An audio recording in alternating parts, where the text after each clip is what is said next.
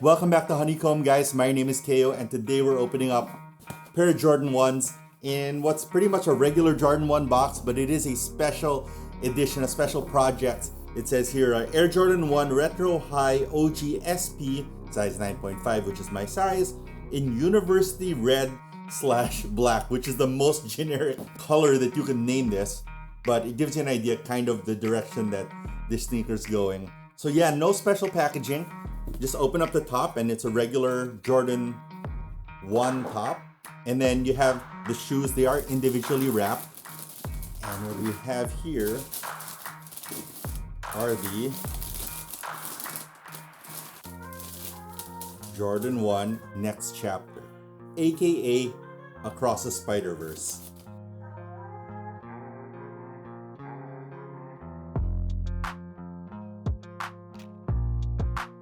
Alright, so I've been pretty excited for this. This is a special pair. The box leaves a little bit to desired. It's a little bit more expensive than your standard Jordan 1s. This one comes in the Philippines at around 10,000 pesos. Regular Jordan 1s are kind of in the 9,000 peso range. So there's about a 1,000 peso difference between the two. And this one is a little bit special. If you're familiar with Into the Spider-Verse, then you kind of get an idea of why they chose to do the sneaker in this way. Moving from the toe, you start with that University Red, and it is brighter than your standard like Chicago Red. While it does have kind of that Chicago color blocking or form factor, none of the actual panels or parts of the sneaker are like for example, the Lost and Found Chicago. So let's look at the sneaker in detail, and hopefully as we're going through it, we can get a bit more of an idea of why the sneaker costs a bit more. And truth is, I've been really excited for this. I love the movie. I'm being very hyped for the sequel to come out. My kids and I love that movie. As an artist, I think that Into the Spider-Verse, the technical things that they did in the animation, between that and Arcane, have really changed the landscape of the way that we make animation now, that we make movies now. And one of the things I really loved about it was like the soundtrack. Like it was such a complete experience. You had a new visual style, a new soundtrack. We played that on repeat. It was very much what's the right term? Minority focused, right? So it spoke to me and to my family in a lot of ways. And then they came out with the Jordan 1 Chicago. It was called the New Beginnings. So that was the original Into the Spider-Verse Jordan 1. It was a Chicago that had these same dots printed, kind of overlaid all over the sneaker. This one doesn't have those dots. Instead, it's a little bit more tied into the movie. It's probably a good way to say this, right? In that it has sliced up bits of different representations of kind of how the sneaker might appear in different, Spider-Verses. So you start off with the outsole. Now the outsole is special. I'll try to get you some video of this thing glowing in the dark. And I have checked it out in the dark, and it kind of looks like there's glow in the dark speckles or media mixed into the red. So in person, like to your eyes, this red kind of looks like a red gum sole. Actually like candy. It looks like red gummy candy. And integrated into it is that glow in the dark material, so it actually glows white, or like a yellow orange white color. Also, because it's kind of blended in there, it's harder to charge. Like you almost have to charge it out in the sunlight, but when it glows like crazy. So this is pretty cool. You can't see it, like as long as there's a light shining towards it, because it has that layer of red there. The red will reflect the light and you won't be able to see it, but in pitch black it glows like mad. So I'm pretty excited to wear these to the cinema, where I get to walk into that very dark room and see how they glow.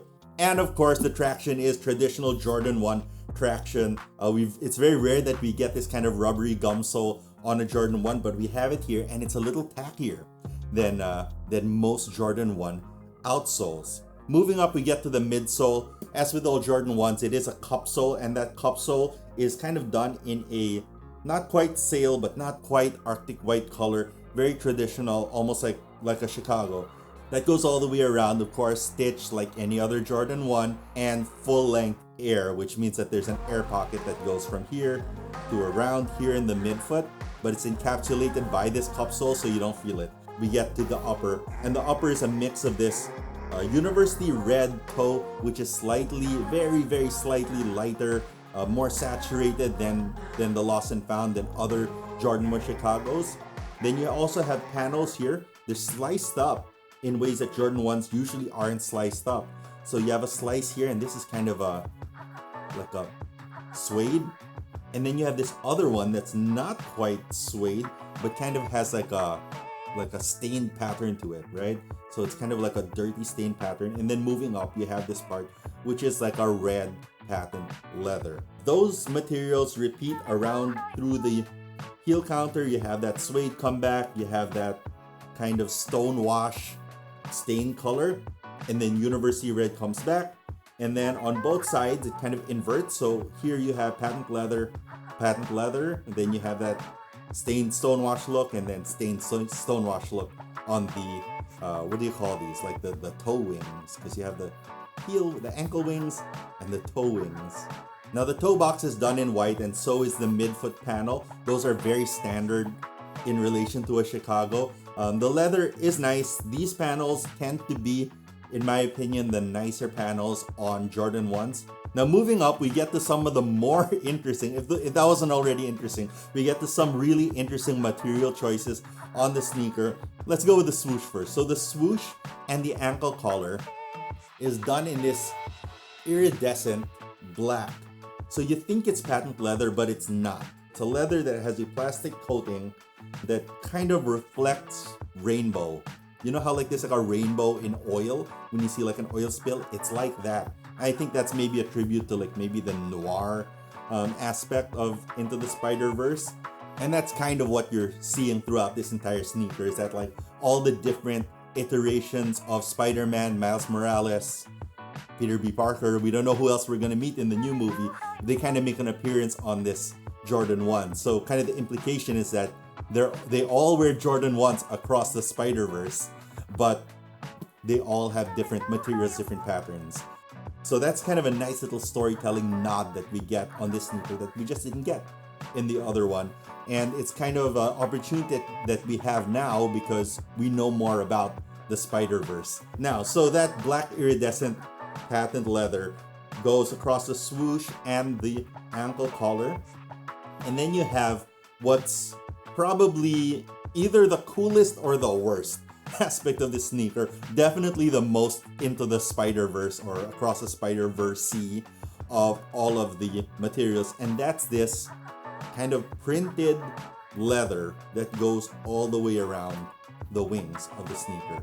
So it has the wings and the eyestays are done in that kind of printed leather. Yeah, so you actually get two kinds of dots there. You have these RGB or CMYK, I guess, dots kind of splitting out like the Spider-Verse is opening up, dilating here around the medial panel. And then when you go out to the lateral side of the sneaker, the panel actually gets cut in half and you get to see the dots like zoomed out, right? And then tight, zoomed all the way in like a macro shot of those same dots. And between the two of them, there is a stitch.